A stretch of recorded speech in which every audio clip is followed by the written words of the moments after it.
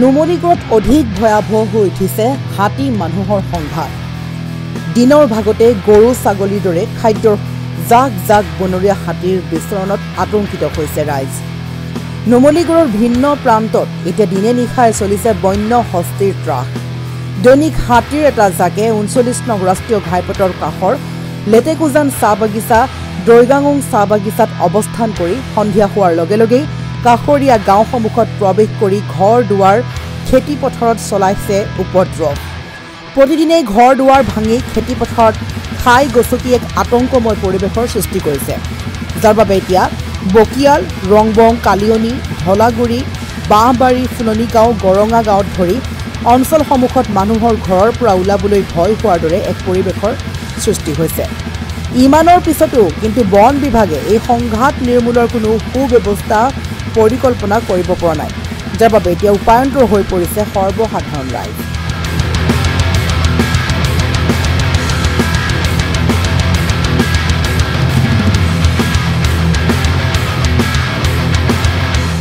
তাৰমানে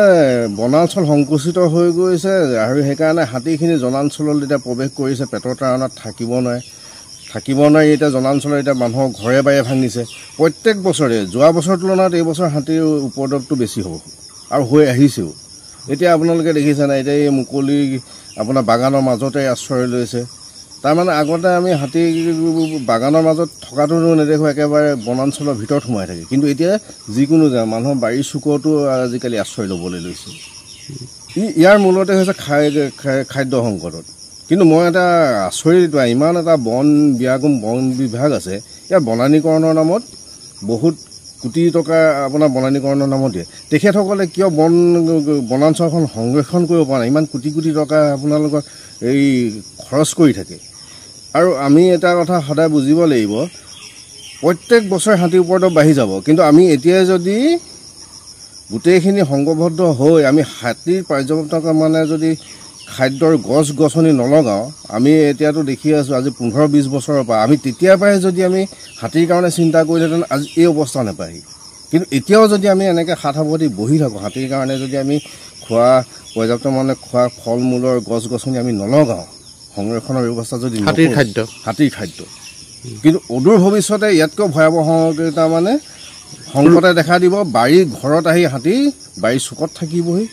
ৰাস্তা পদূলি দেখিব এতিয়া আমিতো দিনতে মুখামুখি হওঁ আমাৰ গাঁওখনতো তেতিয়া হাতী হেৰিয়াতে থাকে এতিয়া এই অলপ আগতে দেখিছেই এগৰাকী মানুহক হাতীয়ে গছকি এতিয়া যোৰহাট আইচুত থাকিবলগীয়া হৈছে তেখেতৰ অপাৰেশ্যন হ'ব ঠিক তেনেকৈ হাতীৰ মুখত পৰি মানুহ হ'ব এইটোতো আমাৰ ইয়াত দিনৰ পোহৰ ঘটনা জোকাই থাকে এইটো আমি আগতেও কৈছোঁ এতিয়াও আমি তাৰমানে গোটেই ৰাইজকে অনুৰোধ কৰিছোঁ হাতী যে ক'ৰবাত আশ্ৰয় লৈ আছে মনে মনে চাই থাকক হুলস্থুল নকৰাকৈ কৈ থাকে কিন্তু তেখেতসকলক জোকাৰিবলৈ চেণ্ডেল কিপাত এনেকৈ বজাই হেৰি তাৰমানে উত্তেজিত এফালে ভোকত থাকে হাতীখিনি ভোকাটোৰ হাতী আৰু মানুহ ভোকত থাকিলে মানুহক জোকাইলে মানুহৰ কিমান খং উঠে এতিয়া হাতীটোতো ভোকত থকা হেৰি মানে নুমলীগড়ৰ পৰা অতুল বৰাৰ report news H Assam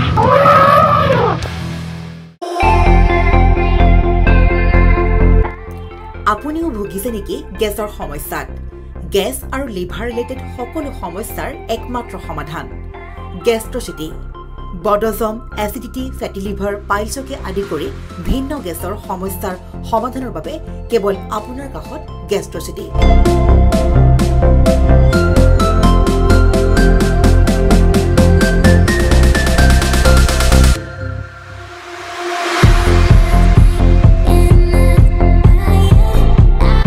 visit কৰক গেষ্ট্ৰচিটি গুৱাহাটী হাতীগাঁও চাৰিআলি যোগাযোগ নম্বৰ 7577999909